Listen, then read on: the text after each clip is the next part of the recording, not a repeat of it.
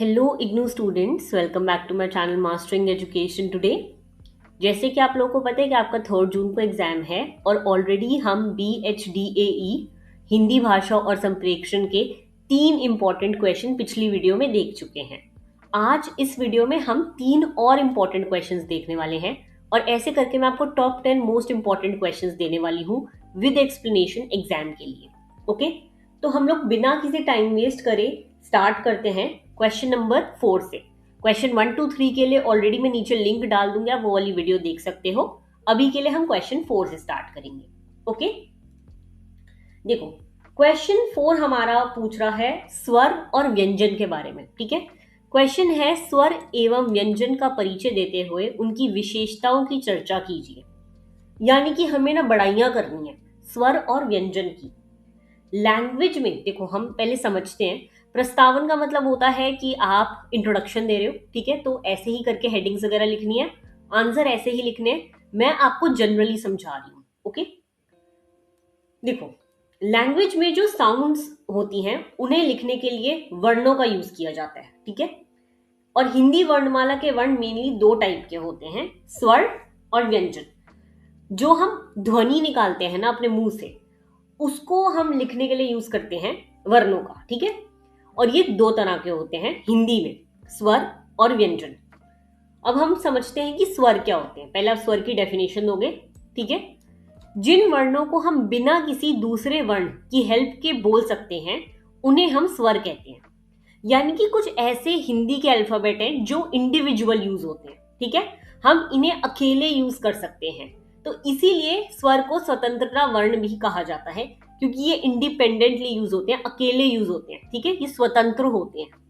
अब देखा जाए तो हिंदी के स्वर आपको पता है क्या है, अ इ ई उ ऊ री ए। ये हमने बचपन से पढ़ते आ रहे हैं, हम आपको पता होने चाहिए। पेपर में हो सकता है कि आपको ऐसे पूछ भी ले वो कि बताओ कौन से होते हैं। ठीक है, अब अगर हम इसकी विशेषताएं देखें, यानी कि इनकी इंपॉर्टेंस क्या होती है स्वर की, तो सबसे पहले तो देखो स्वतंत्र उच्चारण।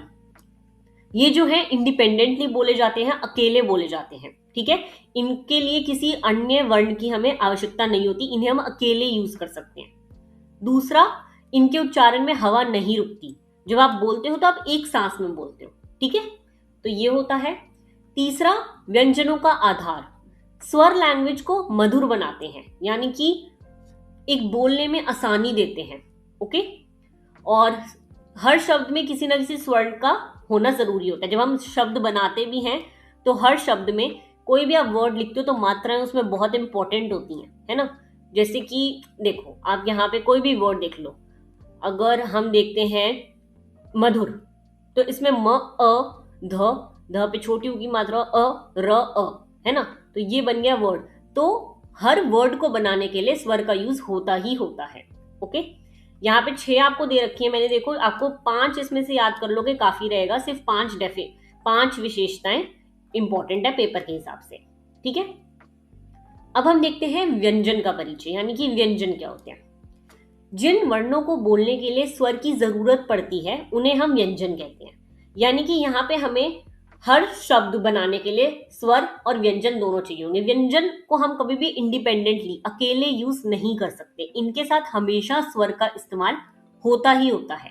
ठीक है, व्यंजन भी हमने पढ़े हुए हैं हिंदी में, क ख ग, ये सब हमने बचपन में पढ़ते आए हैं हम। ठीक है, अब हम देखो इनकी विशेषताएं दे देते हैं। स्वतंत्र उच्चारण संभव नहीं है। सबसे पहले तो व्यंजन इंडिपेंडेंटली नहीं बोले जाते, अकेले नहीं यूज होते। ठीक है, इनके उच्चारण में हवा कहीं ना कहीं रुकती है, जैसे स्वर में नहीं रुकती थी व्यंजन में रुकती है। ठीक है, ये हमेशा स्वर पर निर्भर होते हैं। ओके, हिंदी में व्यंजन की संख्या ज्यादा होती है। सबसे ज्यादा इसका एक इंपॉर्टेंट जो पॉइंट है वो यही है, स्वर से अगर हम कंपेयर करें तो व्यंजन ज्यादा होते हैं। ओके, और बाकी सारे आपको दे रखे हैं। अब इनके शब्द निर्माण में योगदान होते हैं, जैसे कि आपको शब्द बनाने में काफी काम आते हैं। व्यंजन भी जितना स्वर काम आते हैं उतने ही व्यंजन भी काम आते हैं। ओके, अगर आप दोनों में अंतर जानना हो तो देखो बहुत इजी है। स्वर इंडिपेंडेंटली बोले जा सकते हैं, अकेले यूज हो सकते हैं, व्यंजन नहीं होते। ओके, स्वर बोलते वक्त हवा नहीं रुकती और व्यंजन बोलते हुए हवा रुकती है। ओके, स्वर भाषा को मधुर बनाते हैं, वहीं व्यंजन जो है भाषा को एक क्लैरिटी देते हैं। शब्द बनाने के लिए बहुत ज्यादा व्यंजन यूज करे जाते हैं। ओके, तो यही है इनका दोनों का डिफरेंस। ओके, महत्व हमने दोनों का ही अलग अलग पढ़ लिया है, तो आप वहीं से कंबाइन करके लिख दोगे पॉइंट। ओके, कंक्लूजन में आप दोनों की डेफिनेशन लिखोगे और बताओगे कि हिंदी भाषा के सबसे इंपॉर्टेंट आधार हैं ये, दोनों मिलाकर शब्द और व्याख्याएं बनते हैं। ओके, समझ आ गया क्वेश्चन नंबर 1? इजी था।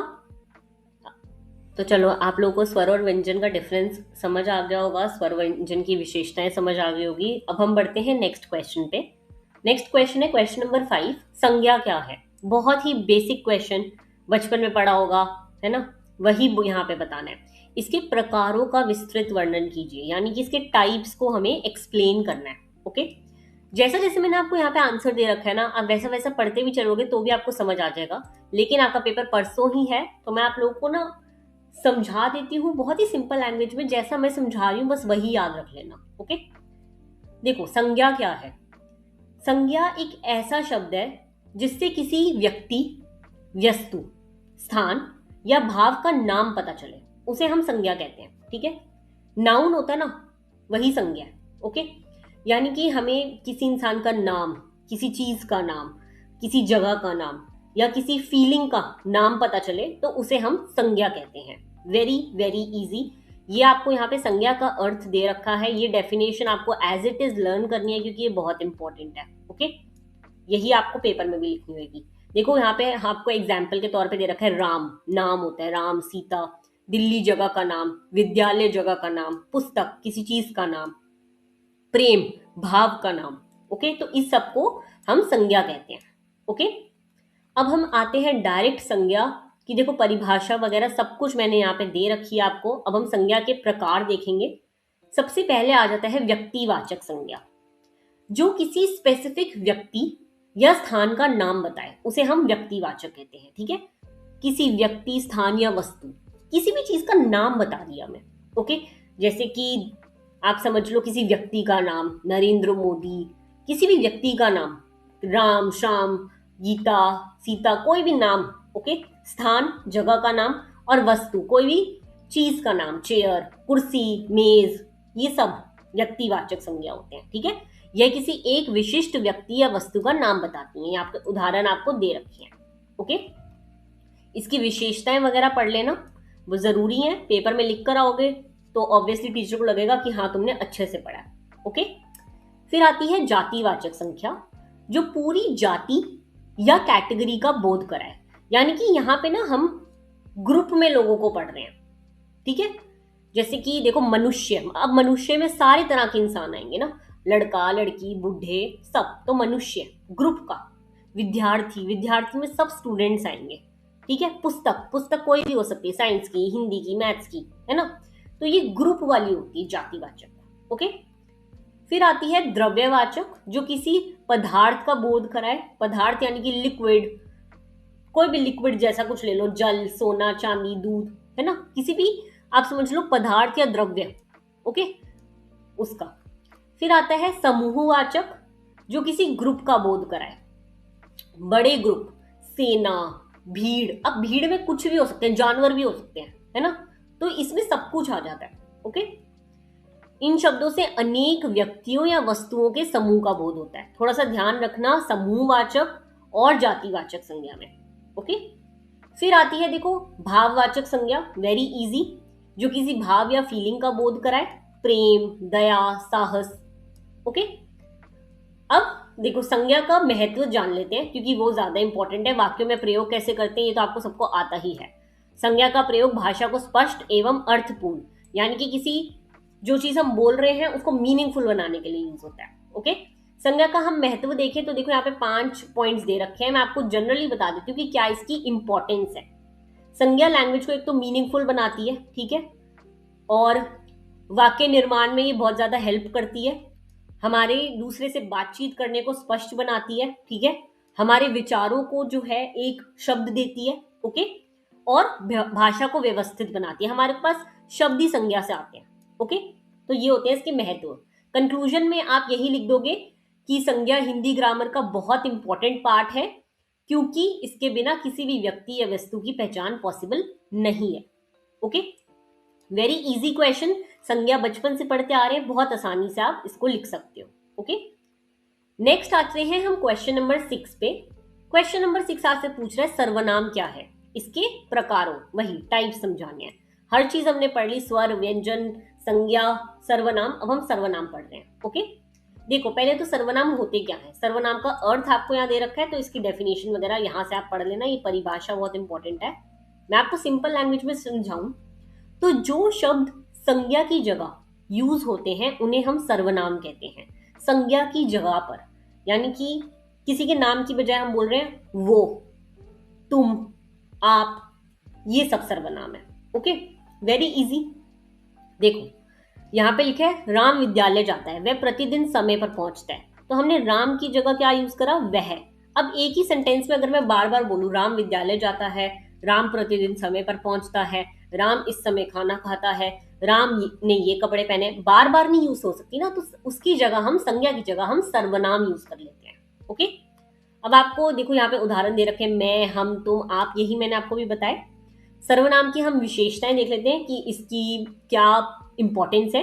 तो संज्ञा की जगह पे यूज होता है ये, सबसे पहली बात। ठीक है, लैंग्वेज को सिंपल बनाता है, रेपिटिशन होने से रोकता है। ओके, वाक्य को शॉर्ट, कम शब्दों में इफेक्टिव बनाता है, कम शब्दों में हम उसका मतलब समझ जाते हैं।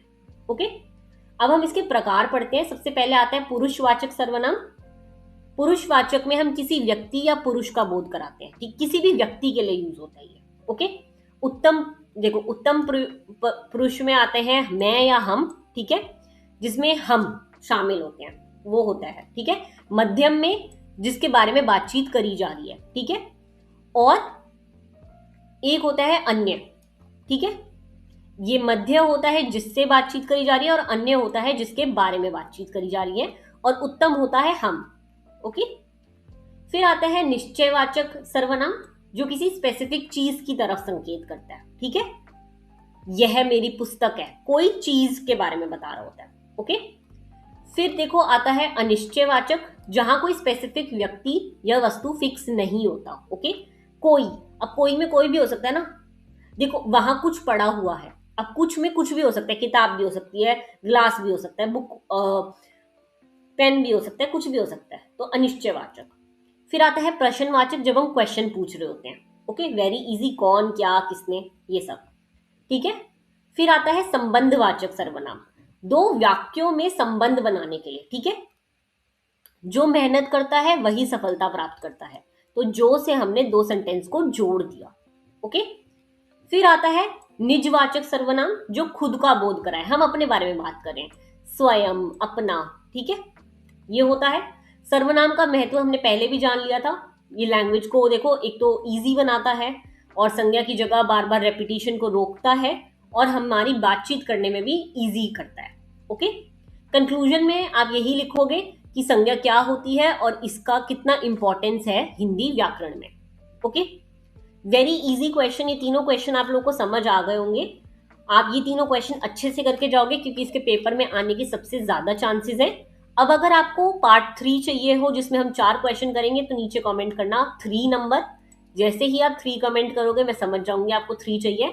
और जितना अच्छा रिस्पॉन्स इस वीडियो पे मिलेगा, जितने ज्यादा लाइक होंगे, व्यू होंगे, उतनी ही जल्दी मैं 3rd पार्ट लेकर आऊंगी। ओके, आपको बस नीचे कमेंट करना है 3।